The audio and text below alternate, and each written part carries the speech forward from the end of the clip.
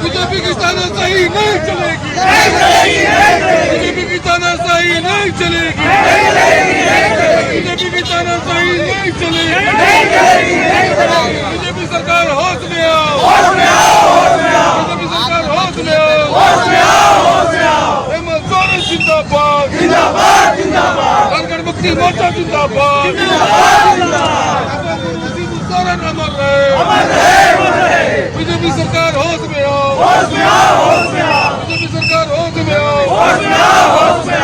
छात्रों के ऊपर लाठी चार्ज करना बंद करो, छात्रों के ऊपर लाठी चार्ज करना बंद करो, छात्रों के ऊपर लाठी चार्ज करना बंद करो। बीजेपी सरकार होश में आओ, बीजेपी सरकार होश में आओ। बीजेपी सरकार की तानाशाही नहीं चलेगी।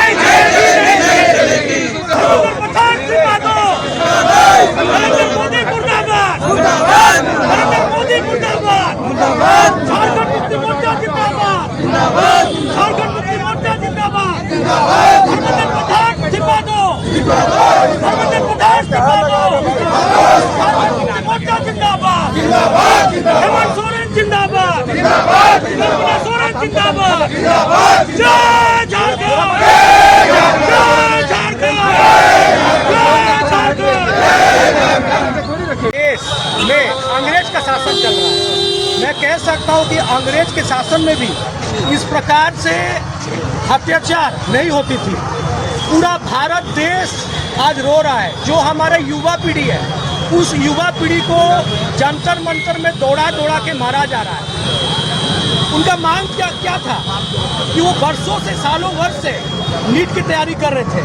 कोई डॉक्टर बनना चाह रहा था, कोई साइंटिस्ट बनना चाह रहा था, कोई देश का नाम रोशन करना चाह रहा था। लेकिन 22 दिन के बाद, आंदोलन के बाद भी भारत के शीर्ष में बैठे हुए भारत के प्रधानमंत्री नरेंद्र मोदी ने एक बात जरूरी नहीं समझा कि आखिर छात्रों का मांग क्या है। मैं निश्चित रूप से कह सकता हूं, अगर भारत सरकार को थोड़ी भी शर्म होगी तो धर्मेंद्र प्रधान जी आज के आज इस्तीफा देंगे और नरेंद्र मोदी भी इस्तीफा देंगे। क्योंकि युवाओं को जिस तरह से लाठीचार्ज हुआ है कि युवाएं थमने वाले नहीं है। और ये 22 दिन का आंदोलन निश्चित रूप से एक चेतावनी है, एक सिग्नल है कि आने वाले दिनों में अगर छात्रों का नहीं सुना जाएगा, छात्रों के साथ अत्याचार होगा। ये भारतीय जनता पार्टी के लोग जिस प्रकार से पूरे देश और 29 राज्य में जिस तरह से कूटनीति और शासन, अंग्रेज का शासन, लुटेरी सरकार, 2 करोड़ नौकरी देने वाली सरकार, झूठी सरकार, बेईमान सरकार, अत्याचार सरकार, ये सरकार को आने वाले दिनों में युवा पूरी निश्चित रूप से उखाड़ के फेंकने वाली है। और युवाएं जाग चुके हैं और जब जब युवा जागा है, जब तक देश में परिवर्तन आया है। और निश्चित रूप से 2029 का इलेक्शन में चाहे लोकसभा हो या विधानसभा, मुंहतोड़ जवाब भारतीय जनता पार्टी के लोगों को मिलेगा, केंद्र को मिलेगा। और निश्चित रूप से 29 को देश में परिवर्तन होने जा रहा है और नया प्रधानमंत्री भारत को निश्चित रूप से मिलेगा। उसके लिए हम लोग संकल्पित है। और जो युवा जागा है, मैं सभी युवाओं से कहना चाहूँगा, ये संघर्ष जब अंग्रेज के ज़माना में हम लोग अंग्रेजों को भारत से मार के यहाँ से भगा दिए, तो ये संघर्ष जारी रहेगा जब तक युवाओं का मांग पूरा नहीं होगा।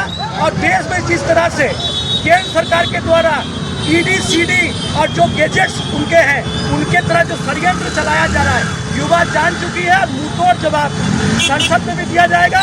और जितने हमारे विपक्षी नेता है, राहुल गांधी और पूरे गठबंधन, उनसे मैं निवेदन करना चाहूँगा, राहुल गांधी से, नेता प्रतिपक्ष से, कि संसद में आप युवाओं के हित में इस तरह से क्वेश्चन राइज कीजिए। युवा का निश्चित रूप से जीत होगा।